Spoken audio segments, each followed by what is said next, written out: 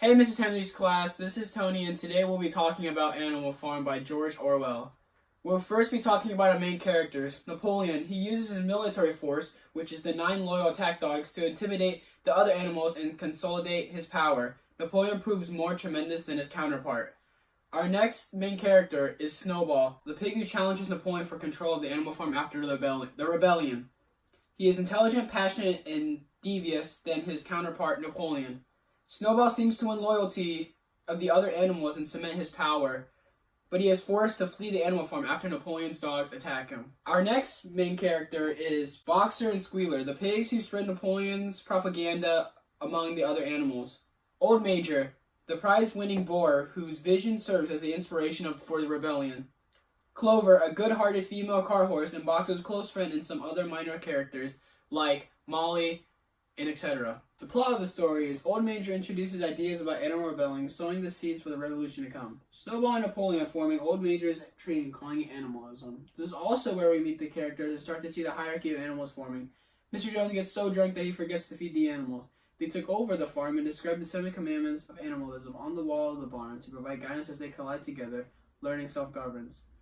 Later in the story, Mr. Jones tries to retake the farm, leading to the Battle of Cowshed, a moment if there's any in the history of the farms. Afterwards, after the fight, Napoleon and Snowball compete for the leadership, and the conflict is when Snowball proposes construction of a windmill, which Napoleon is really against.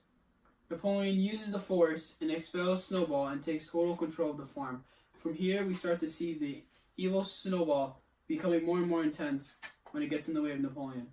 The animals defend the farm against Frederick's attack after Napoleon sells a pile of lumber to him despite the animal reservation about the farm. Frederick has paid for the lumber with counterfeit money and launches an attack on the farm that sees Boxer injured badly and the rest of the animals demoralized.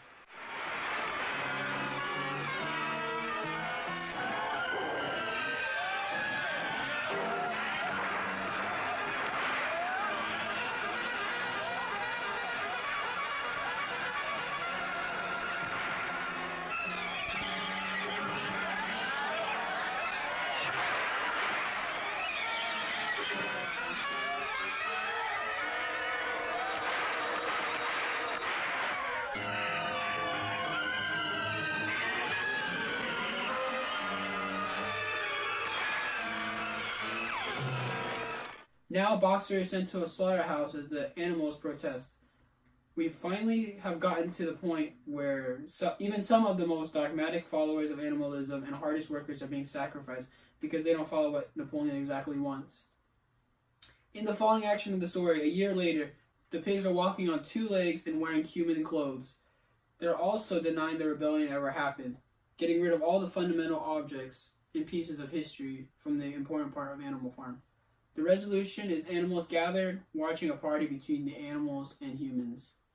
One major and minor conflict in the story is the animals versus Mr. Jones and Napoleon versus Snowball. A significant quote in the story Animal Farm is the 7 commandments. 1. Whatever goes upon 2 legs is an enemy. 2. Whatever goes upon 4 legs or has wings is a friend. 3. No animal shall wear clothes. 4. No animal shall sleep in a bed. 5. No animal shall drink alcohol. 6. No animal shall kill any other animals. And 7. All animals are equal. This is important because this is pretty much the law that the animals must follow. You guys should read Animal Farm because of its size. In US paperback, it's only 112 pages long.